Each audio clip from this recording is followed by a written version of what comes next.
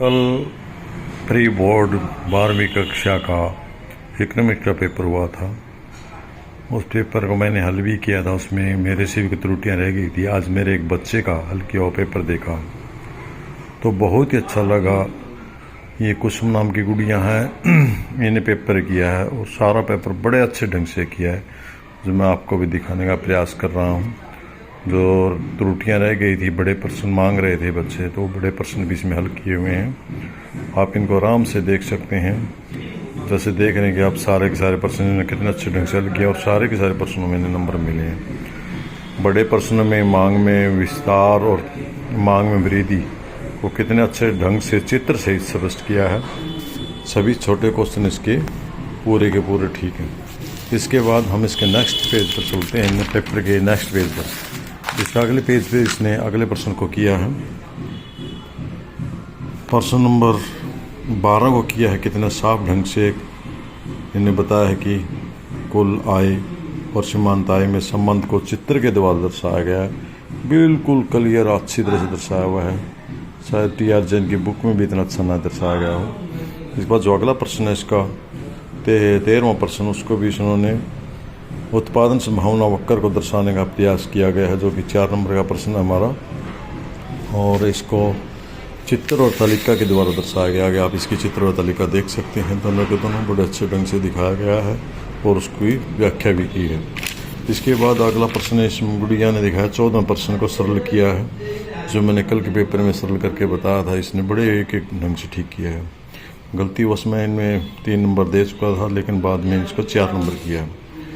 पूर्ति में वृद्धि प्रश्न नंबर 15 आपका सरल किया है। इन्हें देखो पूर्ति में वृद्धि को बताया है। और उसके बाद पूर्ति में कमी और विस्तार को रेखा चित्र से बिल्कुल साफ साफ क्लियर किया है। आप देख सकते हैं दोनों, पूर्ति में वृद्धि बाएं से दाएं और पूर्ति में कमी दाएं से बाएं खिसकना का देखिए दर्शाया कैसे दर्शय होती है। इसके बाद प्रश्न नंबर 16 जो 6 नंबर का प्रश्न मांग की लॉज और कुल विधि का इसने किया है। मांग की लॉज बिल्कुल आप देख सकते हैं आराम से पढ़ करके। बड़े सारे के सारे प्रश्न बड़े अच्छा ढंग से पेपर किया है। कहीं भी इसने गुड़िया ने नंबर काटने का मौका नहीं दिया। कुल विधि को सचित्र बहुत सुंदर ही पेपर किया है। पेपर देख करके खुशी होती है, प्रसन्नता होती है पढ़ाई के पाठन में। इसके बाद अगले पेज पर हम चलते हैं। इनका प्रश्न नंबर 17। इसने इस प्रश्न नंबर 17 में जो ऑप्शन था वहाँ उन्होंने घटते बढ़ते नियम का उल्लेख किया। घटते बढ़ते नियम का जो हमारा प्रश्न था अनुपात, उसका कोशिश की इन्हें TP, MP और AP को दिखाने का और उनके अंदर संबंध करने का तालिका और चित्र का प्रयोग करके बहुत ही शानदार ढंग से किया है। बहुत ही अच्छा पेपर, शायद आपको भी अच्छा लगा होगा। इसके बाद हम पार्ट B पर आते हैं। इसका पार्ट B में देखिए छोटे प्रश्न इसने हल किए हैं, सारे के सारे ठीक है। माइक्रो इकोनॉमिक्स में इसके सभी छोटे प्रश्न ठीक थे और मैक्रो में भी सभी ठीक है। कहीं भी गलती ढूंढने से नहीं मिल पा रही है।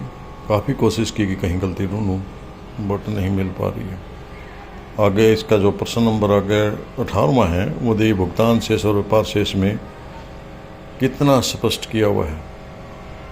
शायद टीचर भी कहीं कहीं भूल कर जाए, पर इस बच्चे ने नहीं की है। इसके बाद जो अगला 19वां प्रश्न है, किसी अर्थव्यवस्था में किया गया अतिरिक्त निवेश, जो हमारा न्यूमेरिकल क्वेश्चन है, उसको इसने कोशिश की बहुत अच्छे ढंग से करने की। क्वेश्चन में दिया था MPC 2/3 गुणक निकाला है, गुणक 3 आया है। उसके बाद गुणक के लेकर के दोबारा गुणक का फार्मूला रख करके उसको बड़े अच्छे ढंग से इस न्यूमेरिकल क्वेश्चन को किया है। इसके बाद जो प्रश्न नंबर 30 में है, अंतिम वस्तुओं और मध्यवर्ती वस्तुओं में अंतर दर्शाया कितने अच्छे ढंग से, बहुत ही प्यारे ढंग से इन गुड़िया ने इस प्रश्न को किया है। मैं इस प्रश्न पत्र को देखकर बड़ा खुश हुआ, शायद आपको भी अच्छा लगा होगा। अगला प्रश्न है आपका 31वां प्रश्न। इसका देखिए बजट के बारे में बजट वाला प्रश्न दिया है इन्होंने। शायद इसमें 30वां प्रश्न में ऑप्शन होगा।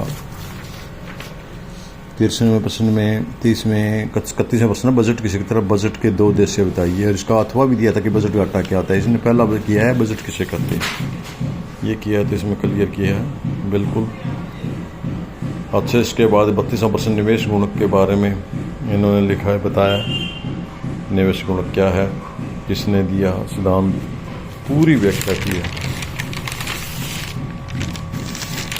इसके बाद जो अगला है, उदाहरण देकर के समझाया निवेश गुणक को। मेरे ख्याल में आपको अच्छा लगा। इसके बाद प्रश्न नंबर 33 है, वो 6 नंबर का प्रश्न है और प्रश्न नंबर 33 इसने हल किया है। प्रश्न नंबर 33 6 नंबर का प्रश्न है। इसमें राष्ट्रीय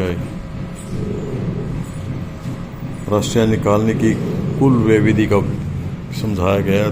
पहले तीन विधियों को बताया, बारे में बताया, फिर व्यय विधि का जिक्र किया है और व्यय विधि के बाद कैसे कैसे कौन कौन से स्टेप हैं, कैसे हम कुल व्यय विधि से निकालते हैं, अंतिम व्यय विधि किस किस को जोड़ते हैं, अंतिम भोग व्यय और सकल घरेलू पूंजी निर्माण और निर्यात, सबका बिल्कुल एक एक क्लियर किया है।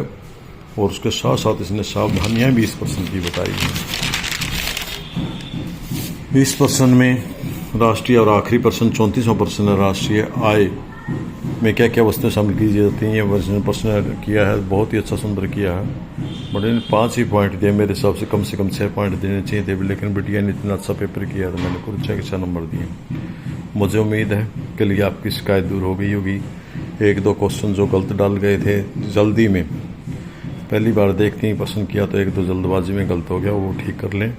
और आपकी ये भी शिकायत दूर हो गई होगी कि आपको बड़े प्रश्न चाहिए थे, बड़े प्रश्नों का हल चाहिए था, बड़े प्रश्नों का हल भी आपको मिल गया। थैंक यू, धन्यवाद।